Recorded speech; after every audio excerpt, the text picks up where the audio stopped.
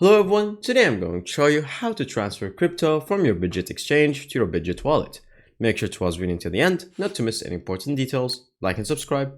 So as you can see, we have both apps on the right section, so make sure to choose the correct one, which is going to start with the light blue one, which is going to be your Bitget exchange app. Then from here, once you open it, it's going to show the main page. So all you have to do is go to the top left section where you see your profile. And then from here, you're going to see all the popular assets that you can use on the app. Scroll down until you see more servers, and then scroll all the way down until you see assets. And then from here, you're going to click on withdraw. Now, once you click on withdraw, you're going to select whichever coin you might like. So for example, let's search for Solana. And then from here, you're going to click on on-chain or internal transfer. So I'm going to select on-chain.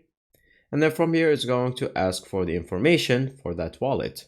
So to get that information, you're going to go back. And then you're going to open the other application, which is going to be your Bitget wallet.